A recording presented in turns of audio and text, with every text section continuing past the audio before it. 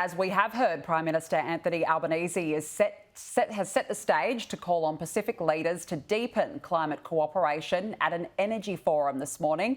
He'll then jet to Fiji, joining Foreign Minister Penny Wong at the Pacific Islands Forum tomorrow.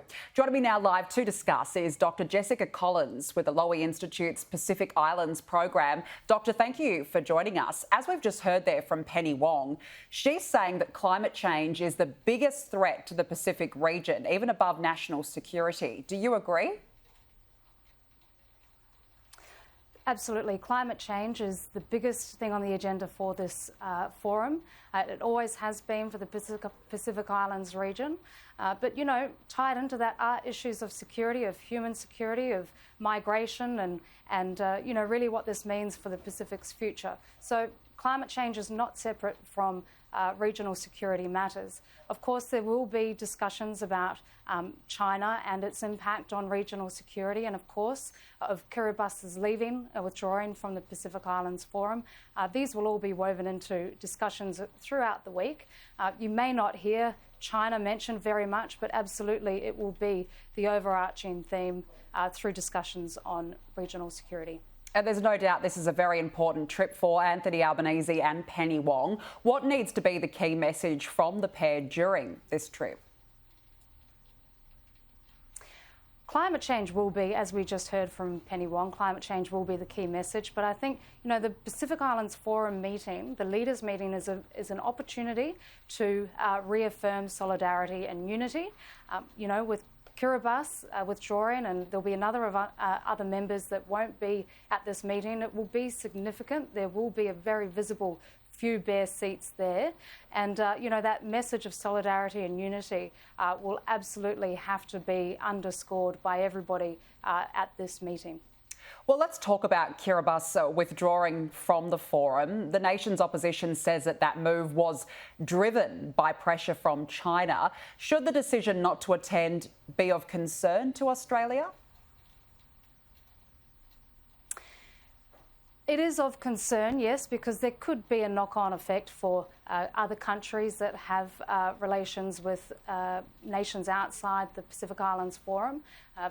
Being isolated from the forum definitely gives freedoms to be able to make decisions, not as a caucus, but just within their own sovereign interests.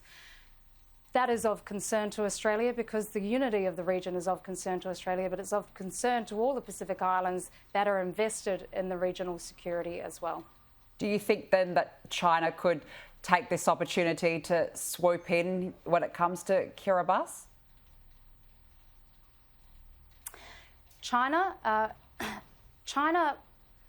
already has significant relationships with a number of Pacific Island nations, including Kiribati. Now, whether China's involved in this or not, it certainly benefits from an isolated Kiribati. So we'll just have to see how all of this plays out, and particularly in relation to access to fisheries and other pieces of infrastructure that China is seeking to do more with in Kiribati.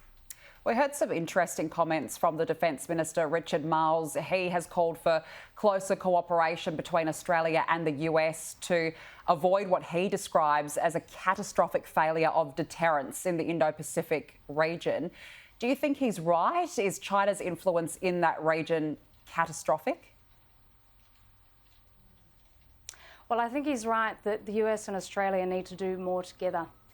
The US needs to definitely up its engagement in the region. We've got Vice President Kamala Harris, who will be delivering an address virtually to the Pacific Islands Forum this week. And in that address, she will be signalling an intent for the US to do more, to do better, and to engage with the Pacific Islands in ways that they know how, you know, in collaboration.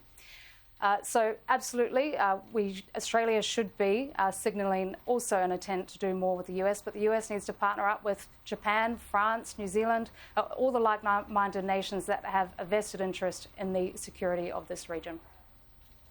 And how does Australia handle the situation moving forward without trying to influence the Pacific Islands sovereignty itself? How can you navigate what's quite a precarious situation?